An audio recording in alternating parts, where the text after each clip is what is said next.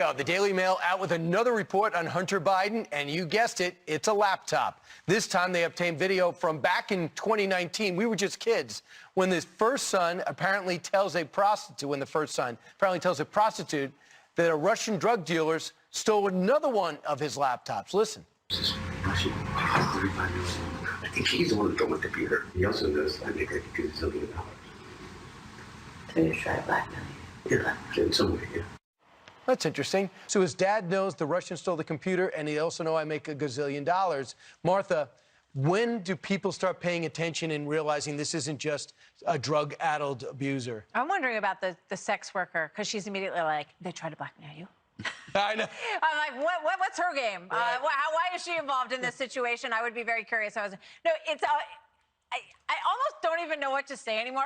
Part of me, I feel he's obviously just a mess, a total mess, right? He's like, look at the way he's lived his life. Why this was not a valid story is absolutely preposterous. If anyone, can you imagine if anyone in the Trump team had showed up with a videotape of a prostitute saying, I think the Russian guy probably stole my laptop, and the prostitute says, to blackmail you?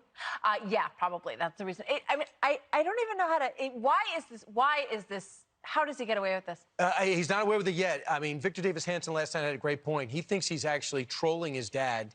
He also says that sooner or later they're going to pay attention to this like they did with Cuomo, Greg. The big story isn't Hunter. It's the corrupt media who deliberately buried this story to sway an election. It's not over. Yeah, but I mean, what the media did is as big as Watergate. To quote Carl Bernstein on CNN many times, this is the same media that pushed a 4-year Steele dossier lie and every 10 minutes was bringing up a P tape. And here you have actually the real thing. Videotape. You have the real videotape. It doesn't stop. But for political reasons, CNN, they said don't report it. The tech giants threw a blanket over it. I kind of admire the sex worker. It's kind of interesting because she's a great listener.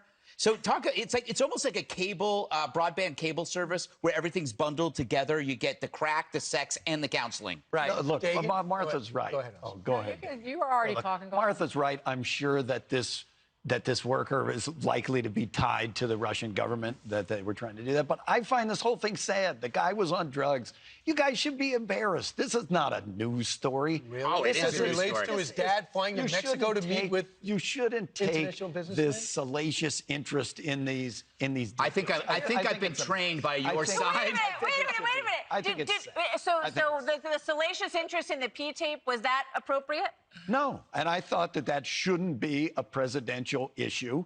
And Because it didn't exist, apparently, for one thing. yeah, because it didn't exist, and I just think we shouldn't be about that. He's been peddling influence and selling access to his dad, even when he was the vice president of the United States.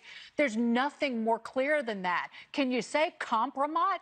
Shouldn't we get to the bottom? Adam Schiff, paging Adam Schiff, get to the bottom of what Russia has on the son of the current president of the United States.